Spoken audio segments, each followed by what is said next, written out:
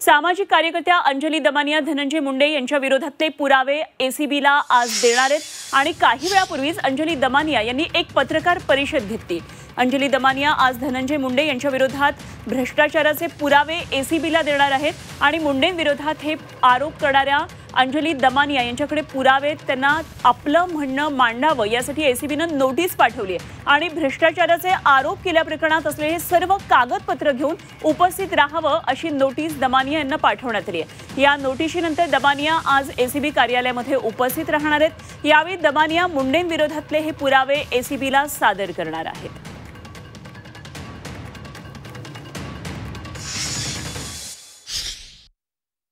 तुमच्याकडे जे धनंजय मुंडेंचे घोटाळे आहेत त्याच्याबद्दलची माहिती तुम्ही 2 दिवसात येऊन कार्यालयात सादर करावी। तर मी त्यांची फोन करून वेळ घेतली आज 11:30ची आणि तिथे मी कृषी घोटाळा आणि एक जो घोटाळा माझ्याकडे आला होता त्याची सुद्धा माहिती त्यांच्यापर्यंत देणार आहे। अँटी करप्शन ब्युरोला खरं तर ऑफिस ऑफ प्रॉफिटशी काही घेणं देणं नाही आहे, तरी पण ऑफिस ऑफ प्रॉफिटसुद्धा कसं झालं होतं, त्यांनी राग घोटाळा सुद्धा कसा केलाय याची सुद्धा माहिती मी त्यांच्यापर्यंत देणार आहे। आणि मी जे नॅनो युरिया अँड नॅनो DAPच्या बॉटल्स मागवल्या होत्या, अगदी रिटेल ऑनलाईन मागवल्या होत्या, त्याच्या इनवॉइस सकट त्या बॉटल्ससुद्धा मी अँटी करप्शन ब्युरोला सुपूर्द करणार आहे। आत्ताच्या घटकेला ना मला अँटी करप्शन ब्युरोकडनं काहीच अपेक्षित नाही आहे। खरं तर सिंचन घोटाळ्यात सुद्धा मी अँटी करप्शन ब्युरोला सगळी माहिती दिली, महाराष्ट्र सदन घोटाळ्यात सुद्धा दिली। ते दोन्ही स्कॅम्समध्ये चार्जशीट होऊन सुद्धा दोन्ही स्कॅम्स बंद करण्यात आले सरकारकडनं। तर मला नेहमी वाटतं की एक ॲक्टिव्हिस्ट जीव तोडून लढतो, पण त्याचा कुठेतरी प्रत्येक येणारं सरकार या फाईल्सचा फक्त वापर करतो।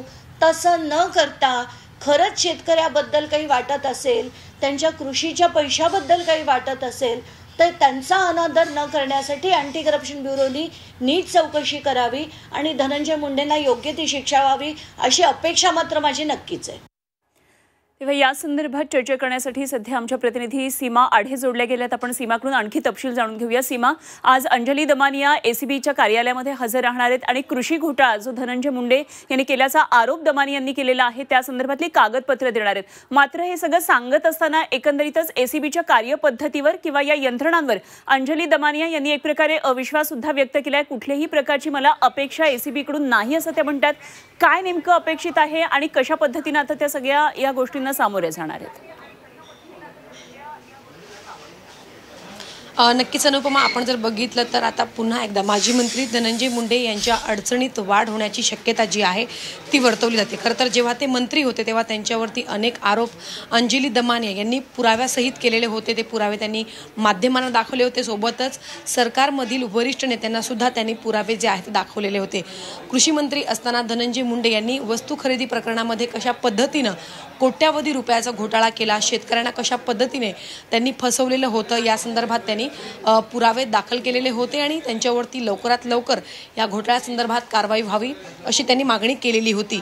आता हे सगळं प्रकरण हे थंडावत असताना, कुठेतरी पडद्यामागे जात असताना आता पुन्हा एकदा धनंजय मुंडे यांच्या अडचणीत वाढ होण्याची शक्यता जी आहे ती वर्तवली जाते। कारण एसीबीने नोटीस पाठवून अंजली दमानिया यांना चौकशीसाठी बोलवण्यात आलेलं आहे आणि तुमच्याकडे जे पुरावे आहेत, ज्या पुराव्याच्या आधारावरती तुम्ही माजी मंत्री धनंजय मुंडे यांच्यावरती आरोप करत होते ते सगळे पुरावे सादर करा आणि तुमच्याकडे जी माहिती आहे ती माहिती खरं तर आज संपूर्णपणे अंजली दमानिया यांच्याकडनं जाणून घेण्यात येईल।